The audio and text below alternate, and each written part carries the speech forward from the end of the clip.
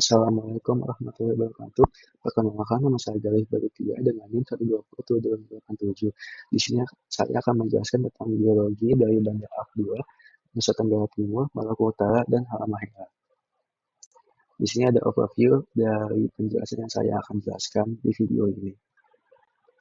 Di sini ada pendahuluan, ada peta geologi dari Bandar Ak juga, salah satu fitur geologi paling kompleks dan aktif di Indonesia bagian timur, membentang dari NTT, Maluku Utara, hingga Halmahera. Interaksi lempeng menghasilkan busur vulkanik dan non-vulkanik, pengangkatan lempeng, pengangkatan pulau, aktivitas vulkanik, serta potensi sumber daya mineral yang besar. Namun, wilayah ini juga rawan bencana geologi seperti gempa bumi, letusan gunung api, dan tsunami. Di sini ada Bandar Ak dengan gambar penampang Bandar Ak dari barat ke timur. Diawali seperti awal, di mana lempeng Indo-Australia mulai menyusut di bawah Sundaland, membentuk lima Bandar Ak, busur vulkanik, dan outer Bandar Ak, busur akresi, terbentuk dari melan subduksi dan kompleks indikasi. Laut Banda terbentuk sebagai cekungan marginal akibat tarikan lempeng, back arc extension, menjadi bukti dinamika subduksi dan deformasi tektonik. Setelah terjadinya subduksi awal ini, dilanjutnya dengan proses koalisi lempeng, di mana benturan lempeng Pasifik Australia di timur menyebabkan deformasi masif mangga pulau seperti Timor dan Ceylon hingga 3 km dari dasar laut. Palung Weber dengan kedalaman lebih dari 7.000 meter terbentuk sebagai zona aktivitas aktif. Stratigrafi di Inner Banda didominasi oleh batuan vulkanik, dominan andesit dan basaltik kalium alkalin di Miocene hingga kuarter. Terdapat lava andesitik dengan piroklastik dan bauxit vulkanik. Sedangkan outer Banda didominasi oleh batuan sedimen dan melas. Terdapat campuran batuan vulkanik, sedimen laut dalam, dan off-road hasil subduksi serta batu pasir konglomeratan dengan fosil forum pada umur Miocene tengah. Memiliki sumber daya kekayaan mineral logam seperti emas, tembaga, dan mangan, dan juga memiliki energi potensi geotermal serta migas. Pada NTT, di sini ada peta geologi NTT, ada stratigrafi di NTT juga ada penampangnya. NTT juga merupakan wilayah transisi antara paparan Sunda di barat dan paparan Sahara Australia di timur, berada pada zona pertemuan lempeng Indo-Australia yang menyusut ke bawah lempeng Eurasia dan Filipina Sea Plate.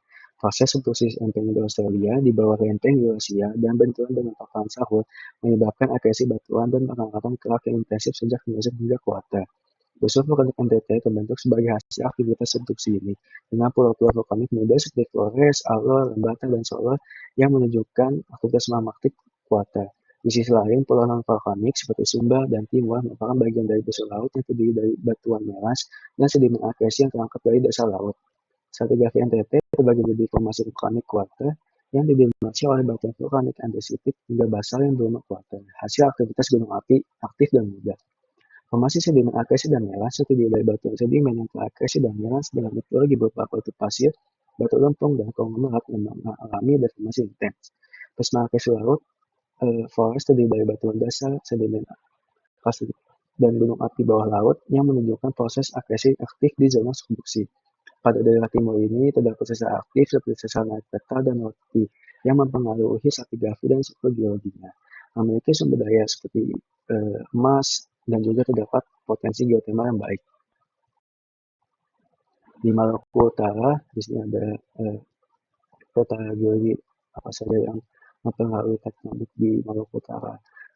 Terletak di zona pertemuan tiga lempeng utama, lempeng Indo-Australia, Eurasia, dan Pasifik, serta lempeng Filipina yang berperan dalam dinamika tektonik di kawasan ini.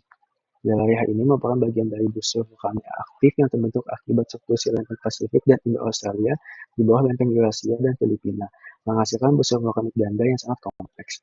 Proses subduksi dan benturan ini menyebabkan deformasi intens, pengangkatan pegunungan, dan pembentukan cekungan marginal serta palung laut dalam seperti palung Weber di Laut Banda. Aktivitas tektonik ini berlangsung sejak Miocene dan terus berlanjut hingga kuarter, dengan pengangkatan vulkanisme yang masih aktif hingga saat ini. Stratigrafi Maluku Utara didominasi oleh batuan vulkanik andesitik hingga basal yang berumur kuarter, hasil aktivitas gunung api aktif, Gunung Gamalama dan Dukono. Pulau-pulau non-vulkanik seperti Bacang dan Obi terdiri dari batuan metamorf dan sedimen mesozoikum yang mengalami deformasi akibat tektonik regional. Terdapat juga formasi gosowong di Miocene akhir yang terdiri dari batuan andesit-dasit dengan aktivasi hidrotermal serta formasi kayasa, kuarta, merupakan batuan vulkanik muda yang masih aktif di kawasan ini. Pada daerah Maluku Utara ini juga terdapat sesar aktif seperti sesar Sorong dan Maluku Sorong yang mengontrol deformasi dan aktivitas vulkanik di Maluku Utara. Memiliki kekayaan seperti mineral logam, emas, dan tembaga, serta juga potensi geotermal yang baik. Yang terakhir ada Halmahera. Halmahera merupakan bagian dari busur vulkanik aktif yang terbentuk akibat subduksi lempeng Indo-Australia dan Pasifik di bawah lempeng Eurasia dan Filipina. Proses subduksi ini berlangsung sejak Miocene dan terus berlanjut hingga Kuarter, menyebabkan pengangkatan deformasi intens di kawasan Halmahera. Wilayah ini mengalami pembentukan graben tengah yang merupakan zona depresi tektonik, dikelilingi oleh pegunungan curam di bagian timur dan busur vulkanik aktif di bagian barat. Aktivitas tektonik magmatik yang kuat menghasilkan pembentukan gunung api aktif seperti di Kono dan Ibu, serta zona aktivasi hidrotermal yang luas. Stratigrafi pada Halmahera ini terbagi menjadi formasi gosong yang terdiri dari batuan vulkanik andesitik dasitik yang mengalami aktivasi hidrotermal intensif menjadi sumber utama mineralisasi emas epithermal di wilayah ini. Formasi kayasa pada kuarta yang merupakan batuan vulkanik muda berupa aliran lava andesitik dan piroklastik yang berasal dari aktivitas gunung api aktif saat ini. Terdapat batuan sedimen dan metamorf yang mengalami deformasi akibat aktivitas sesar aktif, terutama di zona sesar Sorong dan sesar Maluku Sorong yang mengontrol struktur geologi Halmahera.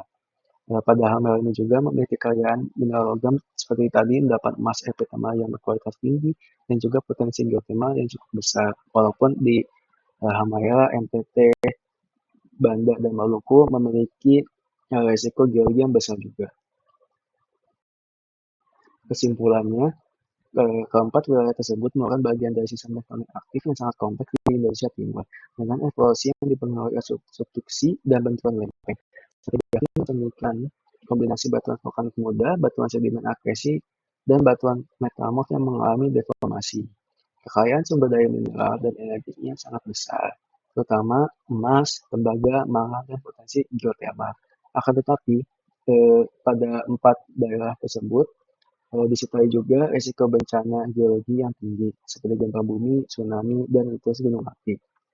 Sekian dari saya.